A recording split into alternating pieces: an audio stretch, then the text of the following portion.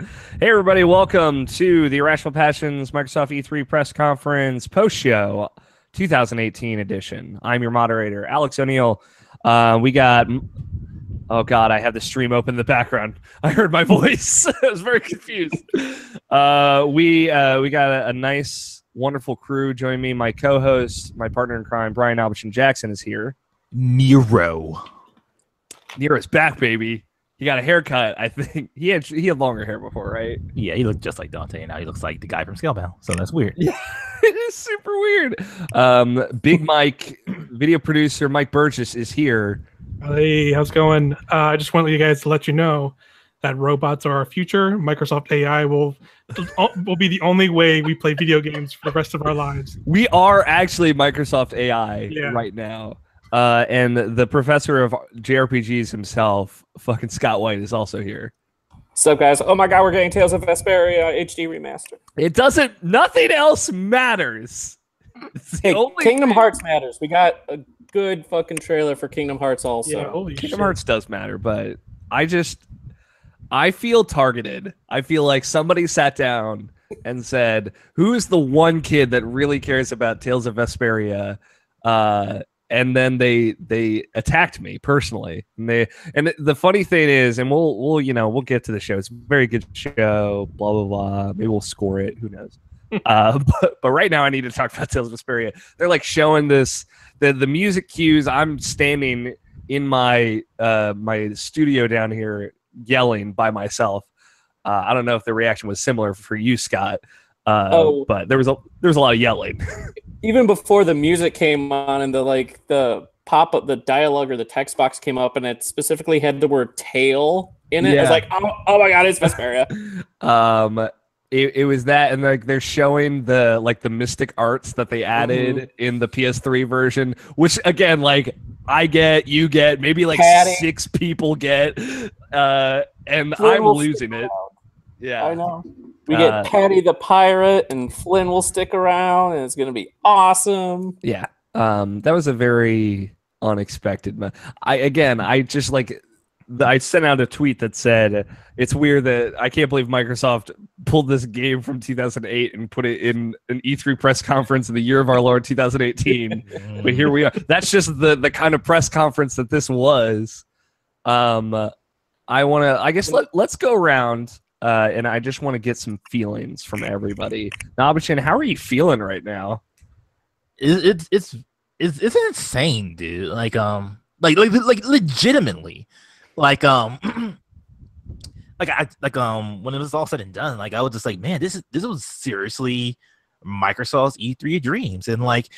You know, again, and I thought about that in my mind. It's like, what would that be? Because anytime you ever think about like your dreams, or like when we like compared to like Sony's E3 dreams or whatever, we always think about like, oh, they're bringing back the first party. So I was like, oh, we're going to bring back Blinks the Cat and Voodoo Vince and all that other bullshit.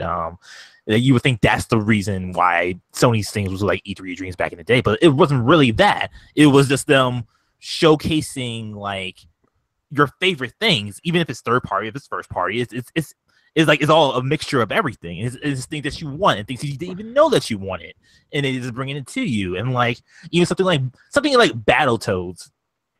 Like say what you will about Battletoads, but like the fact that they're even making a new one, and like people have been clamoring for a new Battletoads. They've been asking it for every year, and this was the year they finally announced it. So it's like that's fucking awesome. And like I think about like Cuphead DLC, something that we didn't even really ask for, but like you wanted, but like. You know, you didn't think it was actually going to happen, but like it didn't happen. And it's like, okay, so that's fucking great. Like, not to say anything really negative about it, but like the only like legitimately like somewhat bad thing about it was like Below didn't really get the shine that it needed, since that was the thing that was announced in 2013, I think. But like other than that, like it was like a flawless conference for me. Like this, like I said, it was their E3 of dreams, and like that same hype, that same excitement, and like I know you and me are like weird people, so like this conference specifically spoke to us. But yeah. Like, at the same time, like, dude, like everything, dude. Everything. Yeah, I mean, the thing is, like, you and me especially have been like, where the fuck is the Japanese games on it, like for Xbox? And they were here. It ends up they were in E3 2018. Like one of the early announcements is like, no, we're putting Nier on our platform. We're doing it. Yeah. And it's it's late. But like they made up for it by being like also fucking Jump Force. Like what? Like what was that fucking game? What the fuck is happening? It was like, let's make gritty anime. Let's do it. Let's make weird gritty anime where multiple anime worlds are now in the real world, and I guess this is like the ultimate fan fiction video game. But let's remove the really like, pretty it's not graphics. but like and looks weird, great. realistic shit with Naruto's weird ass banana hair and Goku's like weird like hair follicles. You can see all the hairs in his eyebrows. You're like, this is okay. I wasn't the only one that paid or noticed the attention to detail to his fucking eyebrows. Yeah, dude. I was here for it. And yeah, it wasn't just that. There was just a great diversity of games just in general, like not just Japanese games, but like across other genres as well. Yeah. And like this is to finish off what I was thinking. Like this was the thing I wanted last year, like the punch. Like I said, because it's weird. Because like I felt like now like hindsight is 2020 and everything. It feels like because of the Xbox One X like coming out last year, they had to like really emphasize the games. They're like, oh, this is 4K. This is like HDR. This is like something that like shows off the power of our system, and which is great and all. But like it was like this game, this E3 was them showing their games and like it. You know, like I said, it's a weird thing that and it speaks to me. It speaks to me, but like, man, did they speak to me like so hard? Like, oh my god, dude! Like, I'm like I'm joking, I'm freaking out. Yeah, like, I never loved my system, my Xbox system, like as much as I have like right now. It feels so good, dude. It makes you feel so good. And luckily, all the panelists here, like I think it definitely spoke to all of us very specifically. I mean, we're all big JRPG fans, all Kingdom Hearts # true believers out here. So yeah, I feel good. Scott, how do you feel right now? Man, this is like the best Microsoft press conference that I can remember in a very long time. Yeah. Like they hit so many high notes. They brought in so many other studios, like having the first gameplay of Sekiro from Software. That was huge.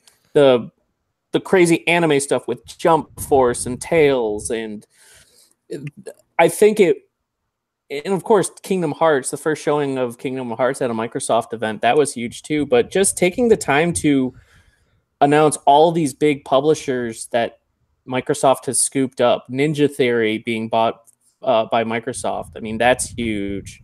I definitely feel like they've heard. I got the feeling from this press conference that they've heard all the complaints and issues people have had, and they're like, okay, we're trying, we're working on it. And it was fantastic, and I just want all the games. Yeah, I want all the games. I like the whole like here are the 5 new studios that we're bringing onto our teams. Like all 5 studios that like I have a fondness for. I guess save for like the Forza studio, but which doesn't necessarily appeal to me personally, but still like that, like especially Ninja Theory is such a huge get. Oh yeah, because Ninja Theory has been making games that I've personally like really loved for the past few years, DMC and Hellblade specifically, and like they used to be kind of like in the Sony camp and with Heavenly Sword and stuff like that. So seeing Microsoft pick them up and really stick with them is really exciting, because I think they're going to do some really rad stuff. Mike, how are you feeling? It's the one word to describe it is overwhelmed. Like overwhelming. Like all of you said, like the amount of just like love for like they showed new games from all of their big franchises. Like there's a random ass like Halo opener. Like they didn't explain anything of what it was. They were just like, here's Halo again, and it's just like, what the fuck is this? And then they had like, I have them listed in order. The third game was From Software's game, and they were with Activision. Like, what in the fuck? Like, it's it just kept going. You're just like you said, a lot of Japanese support. Then all of a sudden, the Kingdom Hearts 3 is out of nowhere with this crazy good trailer where I honestly didn't expect Frozen to like blow my socks off, but I was just like sitting there watching. I was like, I want all of this. You know, Shaboy over here was getting real. like, And like, that ending to that trailer, dude, it destroyed us. Like, was when I was sitting and our friend Broken. Justin on Twitter, like, we were fucked up, man. I know. Yeah. What have they done to you? Oh god. But yeah, like I was like sitting here like still looking through this list, and it's like trying to think of like what were the low points, and there like are really no low points. It's like even the stuff that like isn't necessarily my interest was like actually I watched and I'm just like actually this looks okay. Like Forza Horizon, like I've never played any of those games, but like watching that trailer, I was like this is pretty cool. Yeah. It looks really nice. This like the seasons how it dynamically changes stuff. Like Division 2 I've been waiting for and I've been really excited for, and even though it was like filled with like all the weird fake gamer chat stuff, which like is funny in its own way, but like just like the whole setting for that game looks really cool. Ubisoft's got to know at this point, right? Like they got to be on the jump for that. And then they end with like Gears 5, like showing like a gameplay demo of it, I guess more, or like I guess not really a gameplay demo, but like an extended gameplay trailer. Yeah, gameplay trailer and like extended scenes. Like that, I wasn't expecting to see that much of that game. And then of course the Cyberpunk trailer at the end was, and like very cool. A big thing is like anytime they had you worried where it's like, what is Gears Pop? Like, what is going on? Yeah. It was like, also here's Gears Tactics, which is like actually a really cool idea. Cool, like XCOM style Gears game actually sounds really cool. And then also Gears 5, which is like, okay, maybe too much Gears of War. Maybe the Walmart leak was like Gears 5 Gears games actually. But still, like they brought it back together with like, no, here is like a real look at Gears of War 5, which is like a very big change from Gears 4, which is actually really exciting. Yeah, it seems like a lot of time has passed and like a lot of stuff has happened, which I think is like a cool direction. Now. Yeah, that was and like a weird like cyber robot arm, whatever like that he's was. got like an infected arm. That's what because he had to inject it with some good goop. Yeah, which is my new branding. Good goop. Good goop. Good goop. Go ahead, Mike. I'm sorry. But yeah, like and like even like there was like cool small stuff. Like it was really cool to see Tunic like blown up on their stage. So it's like here's Tunic on a 4K TV and like a Microsoft press conference. Like I thought that was really cool to see that there like that. A game we played not that long ago, and like really impressed us as well. George has a preview of it from PAX. Very cool, like Zelda-like game. So really cool. Really cool. And just there was just like a crazy breadth of stuff from like huge new stuff to small indies like that. It was crazy, overwhelming, like I said. Mm-hmm.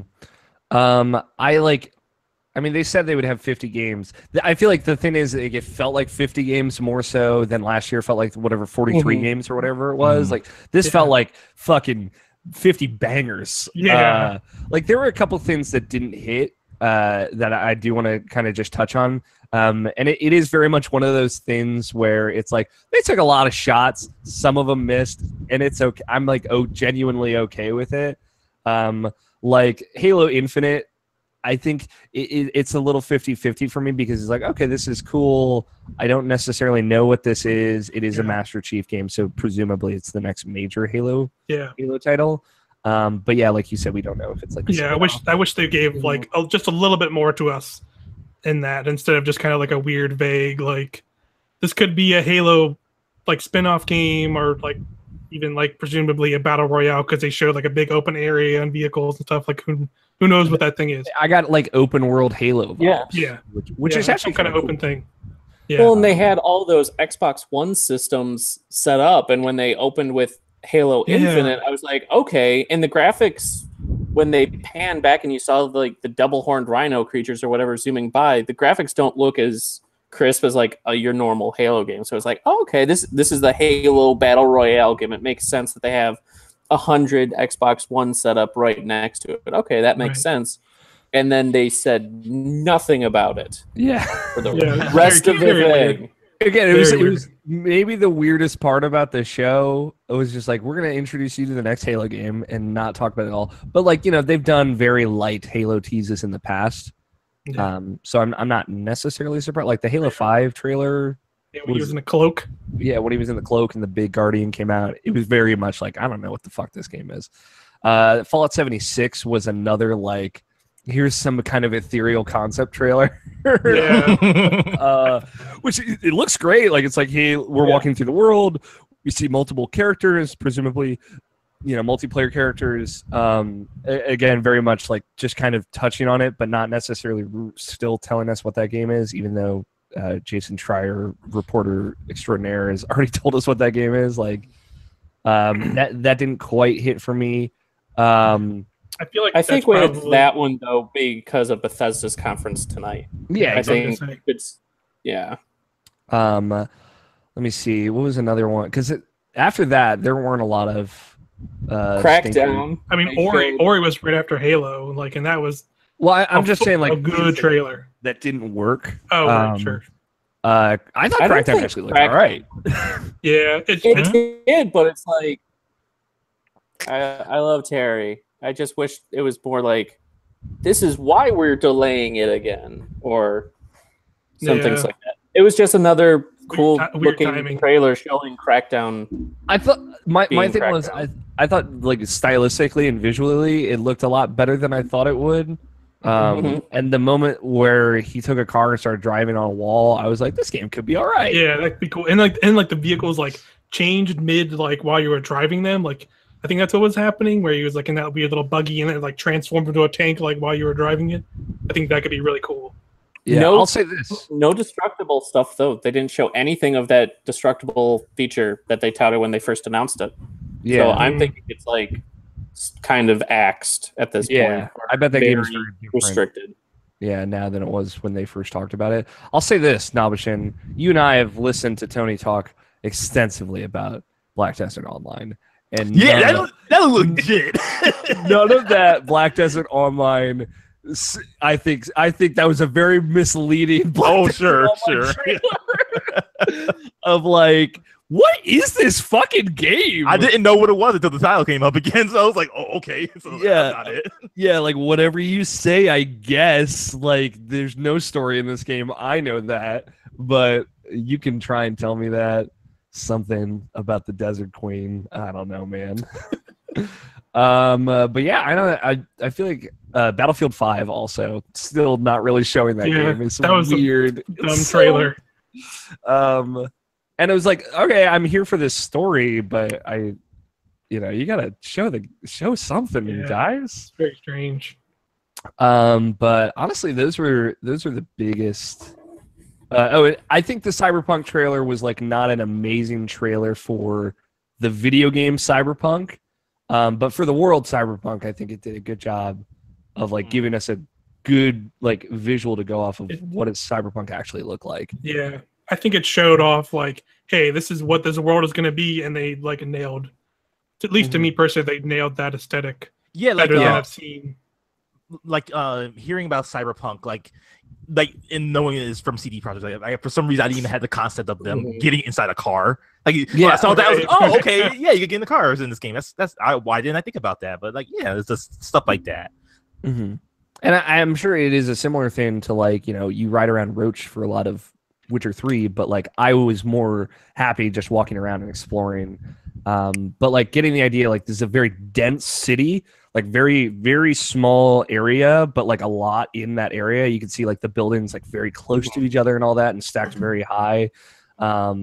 A lot of different like concepts kind of thrown out there. A lot of just it was a thing where like when you see the girl doing like the makeup video of her eyes, but her face was like off to the side. I'm like, man, like there's gonna be like a lot of cool like modern takes in this game where a lot of stuff where they're referencing like social media and things like that. That is the vibe I got, and I'm very excited. Customization. Yeah, just swap out lips. Yeah, just swap out lips, man. Look crazy. I don't know how I feel about like this main character that they're portraying. Like it's hard to get a good vibe on him, especially because he's like a shaved head, white dude looking guy. But it's one of those things where like if you're just trying to show me what this world is all about, I'm here for it. I really don't care. And it's got style. I just like I would have more appreciated like is this a third person shooter? How do guns feel? Like a trailer that gives me that kind of look, but still showing the first thing for Cyberpunk and seeing that that's all like rendered in game is very exciting. Yeah, but it didn't have a date on it too, so I think it's still probably a ways off. Like it's probably not next year. Yeah. I would 2020 at earliest is what I would say. Yeah, I would I say think. they might announce it for next year and then it gets pushed out of that, but we'll see. I feel like they've gotten better about delays after what they learned with The Witcher. So, but those were the only things that I felt didn't land. I mean, the thing is, like, there's so much to talk about, and we don't have tons of time. We don't have infinite time here. So I guess like let's just go around and tell me about something that you want to talk about. Like I have nothing else to like. I talked about Tales of Vesperia. I feel very good about this press conference. I didn't really throw out my opinion. It was a thing where it's a lot very, very close to each other, but I never felt like it was bad, right? Sometimes you can overpace something. And it was very reminiscent of, I don't know if it was 2013 or 2015 Sony, maybe a combination of both, where it's like a lot of your dreams type shit. But it felt like, man, I got to go back, man. I gotta watch the Easy Allies react to all of this, right? Like, and I'll say like I wanted to watch this like on its own, but I had the Easy Allies stream like open on my computer to the side, muted, and I just looked over when Devil May Cry was announced and just saw people standing up, like, and you know, stuff like that. I guess let's kick things off. Nobshin, just give me feelings about Devil May Cry 5 because Cameron Abbott is watching us live and he needs to know what you think. Like, it's what I honestly like. This is 3 times in this conference. It was like I can't believe it, but like because like you know like I don't want to take up all 3, but like Devil May Cry 5 is like I like that's something I wouldn't expect to be there. Like number 1, you know, like it like everyone's indoctrinated in my mind. It's like it was always going to be a Sony's conference or it's a Sony Exclusives baby and stuff like that. So it's like, well, we had heard rumors that it was going to be at PSX, like it was going to be at the Sony thing. So we had that association was so tight in our heads. Like this was a real surprise, I think. Yeah, like it legitimately, and like I didn't know what I was going to see, but like you know, like I was just like ready to see Devil May Cry 5, and it's like sure, let's go, let's look. But like even seeing it, it's like. It's something I just didn't expect. I didn't prepare myself for because like it's insane. I was just looking at it. It's insane. It's like it's everything that I love, stuff like Bayonetta or even like the old Devil May Cry games, where it's just like it's like aesthetically this looks so colorful and different and weird and like cool all at the same time. Like nothing looks bad about it. Nero's just there with a robotic arm now for some reason when he had a devil arm the last time. So it was like, but he still does the same shit. It was weird. It was awesome too when I watched that trailer. Where it was like, because like you know, like I said, he looked like the guy from Scalebound. So I was like, is this Scalebound or something like that? But then when he revved up his sword, I was like, oh, it's Nero, and I was like, I lost my shit. Yeah. And just like seeing that gameplay, dude, like it's just like it was just all there, man. Like. It's like the gameplay was really impressive. I'm not gonna lie. Yeah. As someone who doesn't even like Prime Devil May Cry, like you know, yeah, dude, like, oh man, like I got it's crazy because like Devil May Cry 4, like I'm still not that big of a fan of it. I liked it, but I wasn't that big of a fan of it because like Nero was the one that kind of brought it down, with like yelling "carry on" every 5 seconds and stuff like that. So so like that was kind of stuff that was like bringing that game down for me a little bit, and obviously like the whole backtracking with him and Dante. So like seeing it again, or seeing Devil May Cry 5 and just like seeing Nero in this new way, him with this new girl apparently, and just like dude, I'm a loss for words, man. I'm just so excited. I'm just so excited for like whatever this game is going to be. I just want it. Yeah, and like they put out some key art now that shows like Nero in the center, and then Dante to his left, and a different character that we haven't seen yet. I assume to his right. They've confirmed that it's going to be 3 playable characters with more news at Gamescom. In a spring 2019 release is what they're saying. Yeah, I will say too, like a lot of good release dates in this. Y'all know I'm a February 22nd. Yeah, February 22nd is blown up though. We gotta. Like really, I know, we haven't talked about it on any of our shows yet. January 29th is the only date that matters now. True. But The date for believers. which like we haven't talked about that at all yet, Nabishin. How do you feel about that release date for Kingdom Hearts 3? Oh, dude, like let's fucking go. Like I said, like as long as you're ready, I don't care how long you take, but like just give it to me. Just there was a very sincere tweet that Nomura sent out from the English Kingdom Hearts official Twitter account. Of like, hey, like I'm sorry we needed a little bit more time. And it's like, come on, bud, don't worry about it. Like, let's go. Especially like seeing that, like it sucks that the trailer that they showed, and we'll talk about Kingdom Hearts now because all of us care so much about Kingdom Hearts.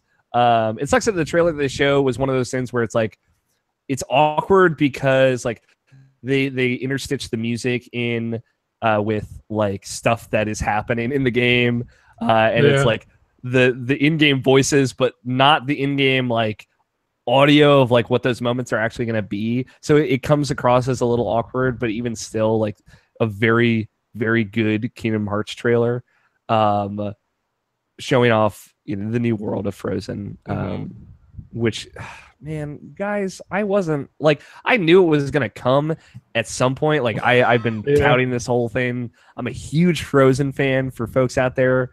I know not everybody loves it. Whatever, you fucking nerds. But I was so when it showed Sora in a cold environment, I was like, holy shit. I think I said that out loud. And like the ice skating keyblade separation attack, whatever the fuck he was doing at some point. It was a very good trailer. A lot of emotional moments in this trailer. And our friend Justin Graffius out there, who's the #1 Aqua fan in the world, I think was probably crying at some point. Definitely, he gets Aqua and Larxene, dude. yeah. Justin gets what he wants. Justin gets whatever the fuck he wants. But yeah, no, it was just it was very good. It was a very good trailer. It was it was English, so it's like the second English trailer we've seen. I guess like the other isn't even like a trailer. It's just like the gameplay that we saw. And it looked good, man. Sounds good. Sora sounds like a goober. There's something about y'all want to know about data worlds. Like, let me tell you, it was like there was the most Kingdom Hearts thing for them to do in a Kingdom Hearts trailer is saying like, no, Roxas's heart is real, it's inside mine, and also we're gonna make a data world thing. It's like, what are you doing? No, that's just like them straight up being like, guys, we know. That's like talking directly to us, like, guys, we know. It's here. Guys, don't worry. know. But like, again, like we're here for it. Like I don't give a shit. Like, I was like, all right. And like that shot of like, because obviously we've all assumed that there are kind of two parallel narratives going on, Riku and Sora stories in Kingdom Hearts 3. That shot of like Riku like kneeling in the background after losing a fight, and then like Aqua covered in darkness, like in the land of darkness, like that we've kind of, we know that that's been building to it, but like seeing that actually in a trailer and seeing like there's gonna be payoff here. It's there. Yeah, it's really cool. Like it is genuinely really cool to know that like we've got Sora and Donald and Goofy doing whatever the fuck they want, I guess. Making snowmen. Making snowmen.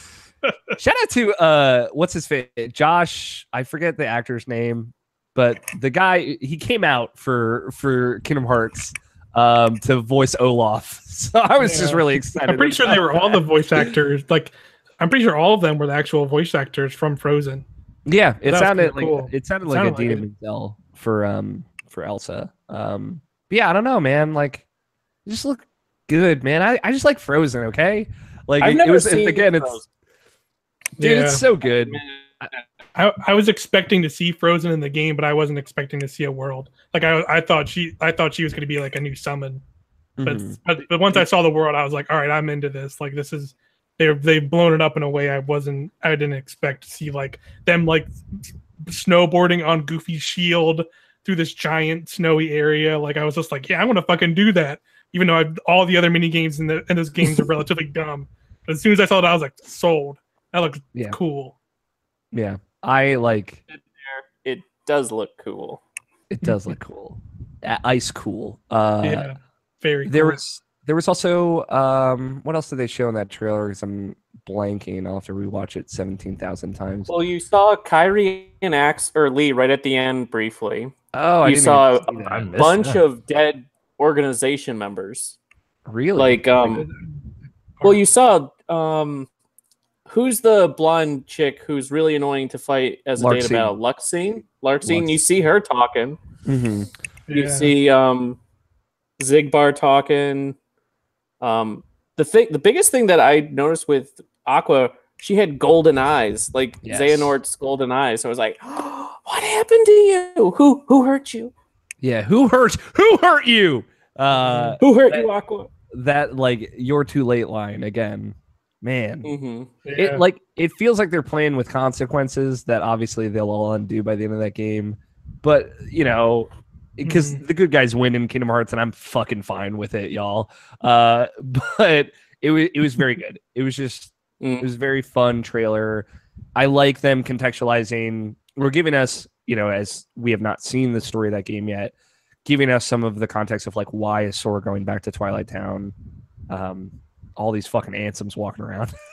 He's got to do some Yeah. programming. Yeah. And Yeah, they showed data words. not the non organization form of what's his name, Zexion, the blue hair guy. He was in there he too. was figuring was some there shit too. out. Professor. He was talking about the data worlds.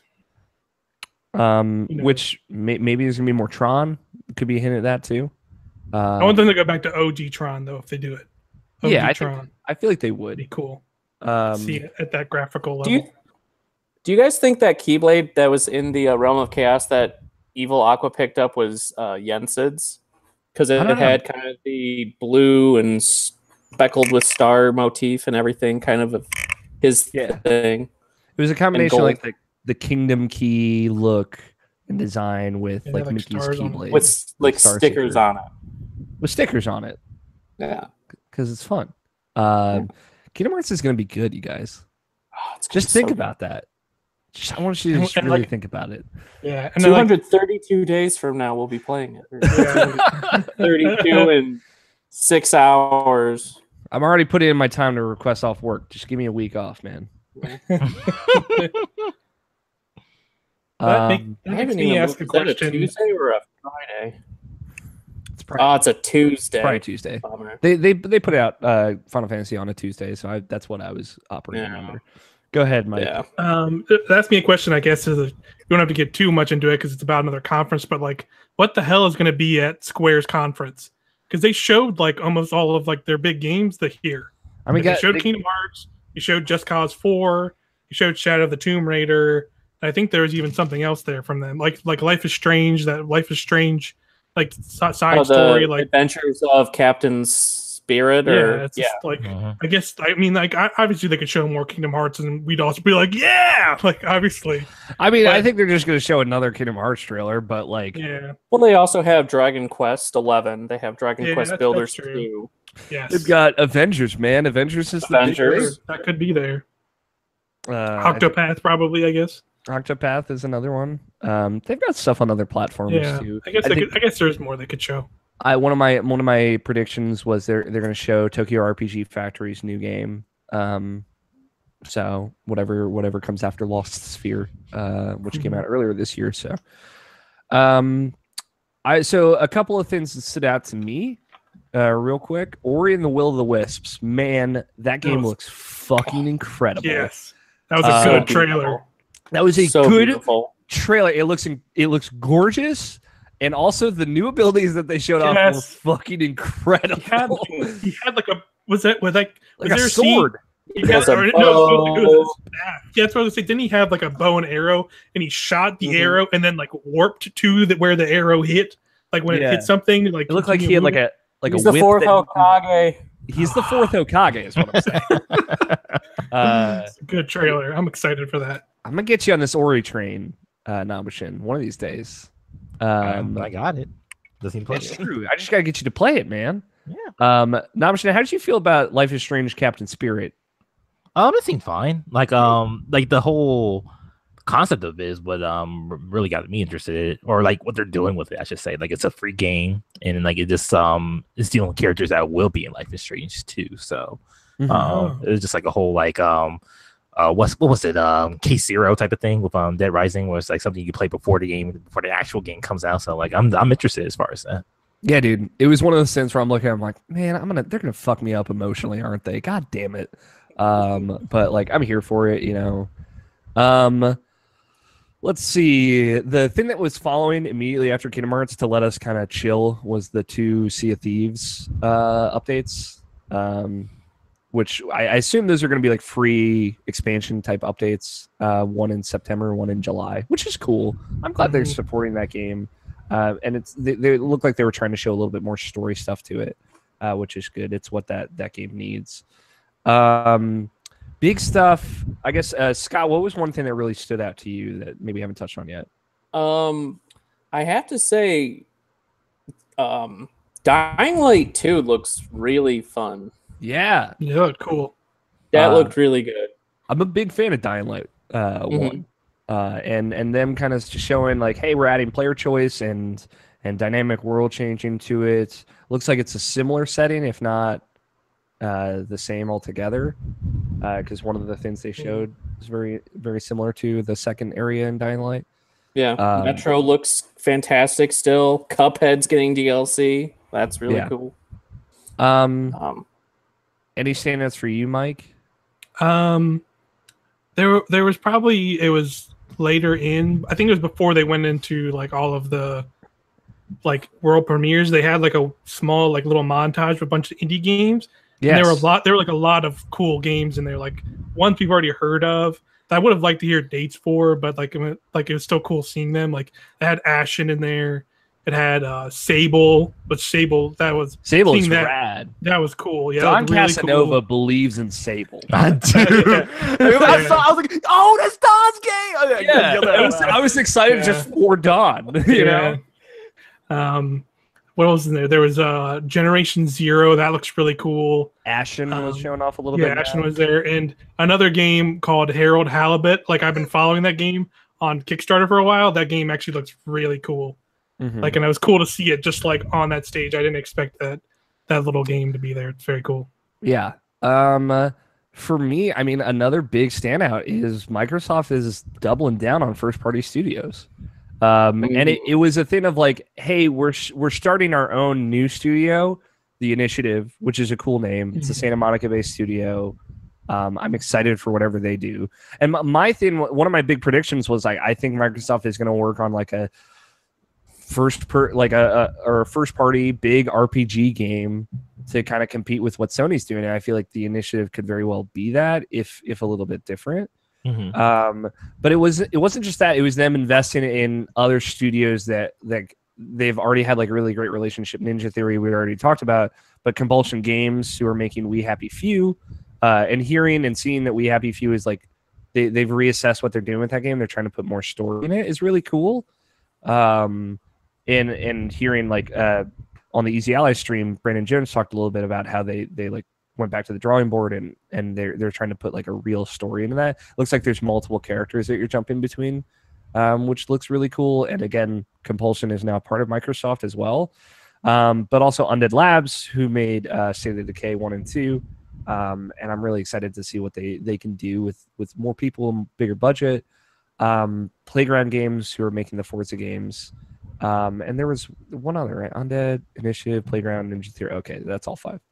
But yeah, that's all really good picks. One brand new studio making new games and like 4 other really talented studios. So that it was a weird thing to say during a press conference, but they made it work in a really good way. Yeah, exactly. And that was a lot of it. Like Phil coming out there and just fucking every time Phil Spencer's hanging out, I'm here for it, man. Yeah. Like I just love Phil Spencer so much. Him coming out and saying like every moment where he came out, it was a good like breathe moment, but also like I really appreciated the things that he was talking about. He's done so much good stuff for the Xbox brand since he took over 4 or 5 years ago. It's been fantastic. And the same thing goes for Game Pass, where I forget the name of the person that came out, but she talked about Game Pass of like, hey, we're not trying to just do our games on Game Pass first. Like these are some games we partnered with, like Ashen, that are gonna release on Game Pass. It's a really good idea. Yeah, it's really smart. And then of course, like Elder Scrolls Online, Fallout 4, and The Division are all on Game Pass right now as well, and those are big games, and two of them are like big online games. Especially with how Game Pass works, where like the game itself and the DLC for that game will be discounted if you have Game Pass. It's a really smart way to get people into Elder Scrolls Online and all of its expansions. So like they're just doing a lot of cool stuff. I'll say this, like I couldn't pay attention to Division 2 because I was walking around like sweating from the Tales of Vesperia announcement. Oh, I know. But that game looks really good. Like they were like, it's coming out March 15th, right? Like we got a hard date, which is the same time the first Division came out. Same like March was when that came out. It looks really cool. Looks really pretty too. Looks like they stepped it up. I like the setting a lot that they picked.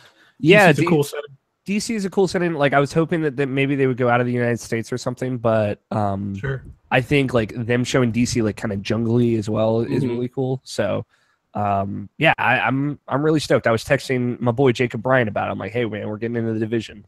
It's happening. Yeah. What are we playing it on? I enjoyed the first Division a lot too. Yeah, it's a great question. Probably PS4 just because that's what people have it on. What other people have. But it's better on Xbox One X. brought to you by Microsoft.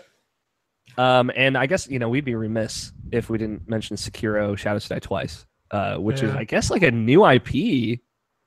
A lot of people were speculating it's Tenchu, but I guess it's new.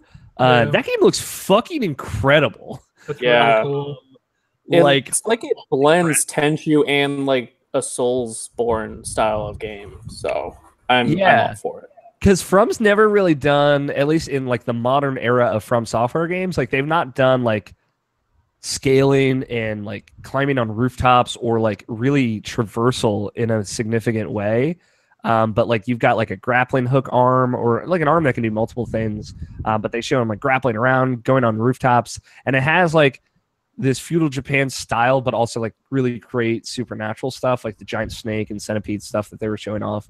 And it just like they showed some parrying at some point, and it just looks so good. I know Tony Horvath, the resident IP Souls fanboy, he's living in it. Apparently, that's all we know right now is he's just living in it, and it looks really cool. Published by Activision, very weird, but like, I guess whatever. I remember reading a rumor earlier this week that trick weapons are going to be a big part of this game as well. Yeah, like they're going to be bringing back trick weapons, and some will have like 2 trick options, and some will have 3. And I mean, the one we saw was like an umbrella that deflects shit and then kills things. So it'll be cool. Whatever it is, I'm here for it. Yeah. There was a lot of announcements outside of that. Gears 5 looks cool. Let me see. Jump Force. I guess we did talk about Jump Force. I still don't. So weird. What the fuck is Jump Force, guys? What?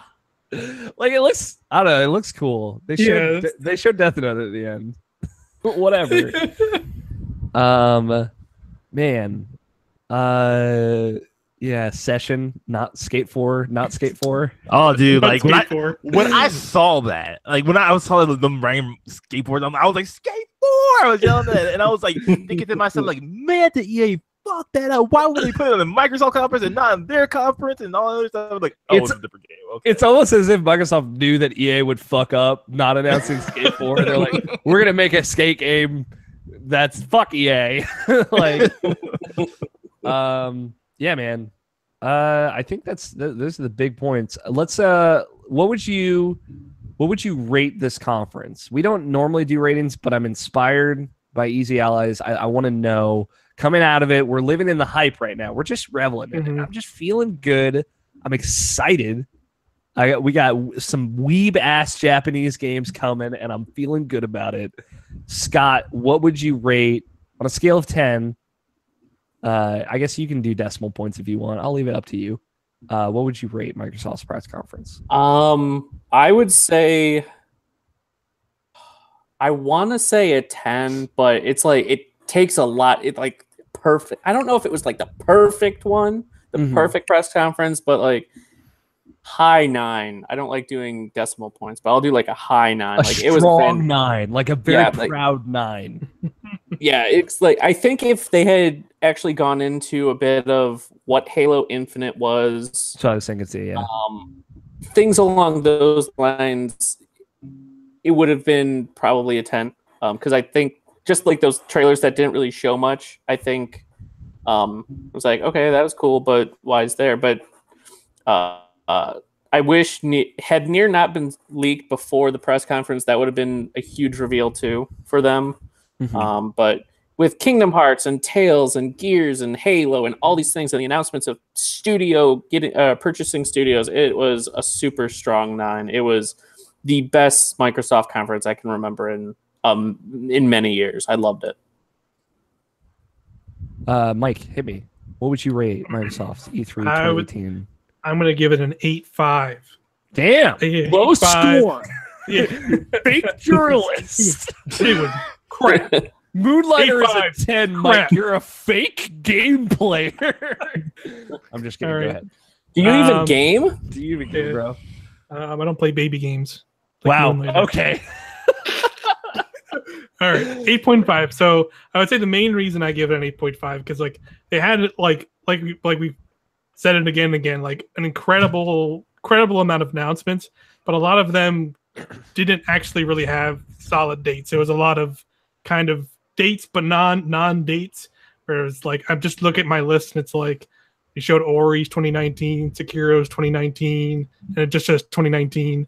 There's just like a lot of like division. Like there was only like a few that were like, here's a solid date. Gears of War 5 just 2019. Some things were just like, here's kind of a sort of date, but not really a date. Like so, it's just like, okay, I could see it kind of. Like it's one of those things where it could be a non-issue, and like later this year, everything gets dates. You know, it's just one of those things. But I could see it being kind of how Sony kind of got bit in the ass for showing a lot of games early with kind of non-dates, and then they kind of dragged on some stuff that should have kind of not been dragged on. I could see that potentially happening, but like I said, it's like you can't really argue against like they announced a new Halo game and a new Gears game, like big first party games. They had so many third parties that I did not see being here. I did not see Kingdom Hearts 3 being here.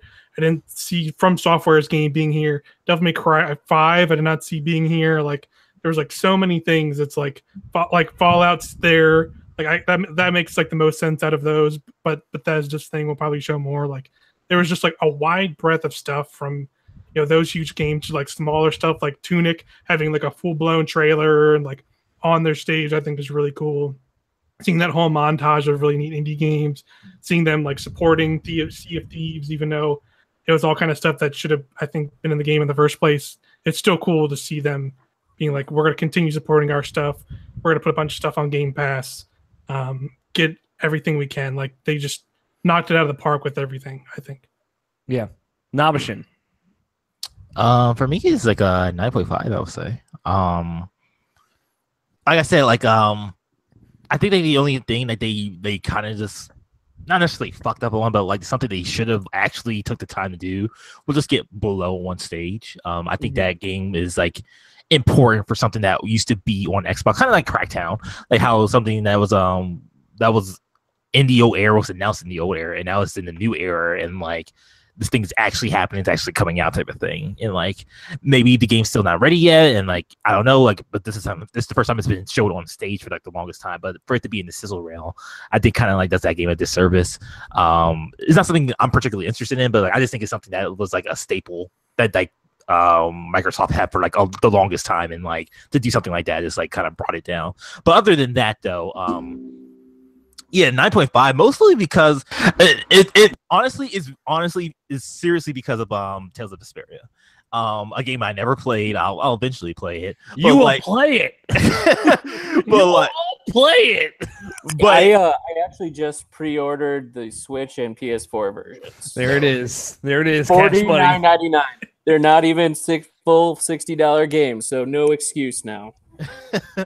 But like, it like the moment I saw it on the screen, like I immediately tweeted out because like on stage they took the time to put that on stage, like because like we heard the rumors it was happening, so that could have been a blog post, that could have been anything else, It could have been literally anything else. but they put it on stage, and that's what really just like made me see like, oh, you guys honestly and truly get it, that like these people matter to you, like the people like me, the people from the Xbox 360 generation who liked their Xbox 360 because it had everything that everything else had, and just like, you know, and all this other unique stuff as well. But like I feel like we're finally going back to that era again, as far as like gameplay, as far as games and like diversity again, because like, you know, last year they said it was the most diverse Xbox ever, but like no, this was it. This was the most diverse it's ever been, and like I really feel it this time, like more than I've ever been. That like Microsoft is like just going to really just like knock it out of the park like once again. Yeah. I was going to do a 9.5, but I got to be consistent because Mike did bring up a good point. Not a lot of release dates, so I'm gonna go with a strong 9.0. You win a lot of points with Tales of Vesperia, though. Like again, it is a thing. It's a thing, y'all. Like that is a game that I think is really, really special. And it is from that era of Microsoft is going out there and they're buying Japanese exclusives, sure. But like some of those turned out to be like really, really great. Like Lost Odyssey and specifically Tales of Vesperia is, I think, one of the best JRPGs of that entire generation. Just to see them like really highlight it, like really like show that dumb fucking anime intro that I get choked up about constantly. Oh, I sang it. Oh yeah, you know I was there. I was screaming. So that's a big point, but again, it's the good vibes from Phil Spencer. It's the new studios. It's Ninja Theory going to Microsoft is a huge get. It's the world premieres of like, we know when Phil came out and was like, we know you like, we like announcing stuff, like we like showing things for the first time here. And there was plenty that leaked, plenty that didn't leak. Like, you know, Devil May Cry being on Microsoft stage didn't leak. Jump Force didn't fucking leak, and I'm still fucked up about Jump Force. Yeah. Dying Light 2 didn't leak, and that's huge. Battletoads didn't leak. We didn't talk about Just Cause 4, but you know that game might be okay. But just a lot of stuff, like a lot of surprises, a lot of good vibes. And they like after like cold open with Halo, the first thing they show is Ori and the Will of the Wisp, man. Like that's a game after my own heart. The second thing they show is Sekiro, is like this new From Software game. Like they came out guns blazing and they just never let up, and they didn't give you time to breathe to even think about if something didn't hit as well as it could have or whatever. Like they're like, okay, maybe that didn't hit, we're going to the next thing. We just want to keep you excited. And I felt like Microsoft not only cared about the games that they were showing, but they cared about the people watching. They want to keep you excited. They want to keep you engaged. And they did a great job. Video games are good. Yeah. I just want everyone to know video games are good, actually. That's like the cool thing about this is like, I feel like we've already seen E3 after this press conference, but there's still Bethesda tonight.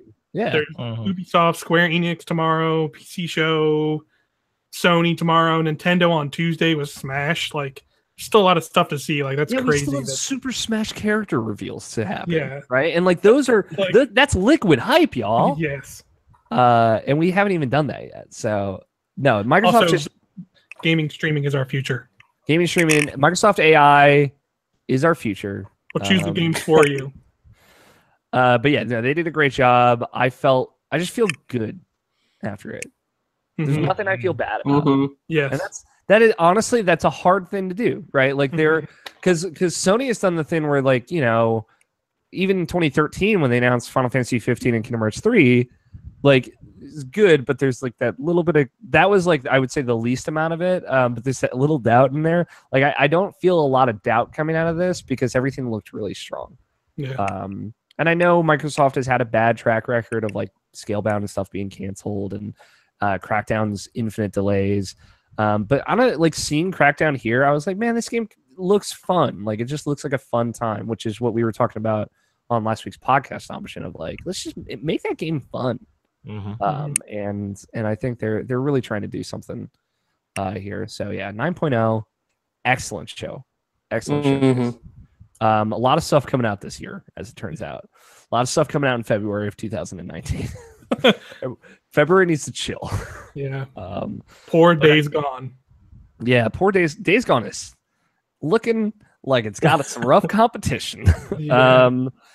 But yeah, it's good to like coming out of this. I'll say it finally feels like we kind of have a really good grasp of some of the big things coming out next year, and I'm feeling good about that.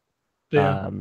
And also like I feel like Microsoft is also putting some stuff out this year. Not a lot, but some stuff is coming out this year. That's gonna do it for our post-show conversation. Thanks everybody for hanging out with me. Thank you, Nabshin, Mike, and Scott for talking video games. We are going to be back tonight to talk about Bethesda shortly after their showcase. When is there? Is it in 2 hours?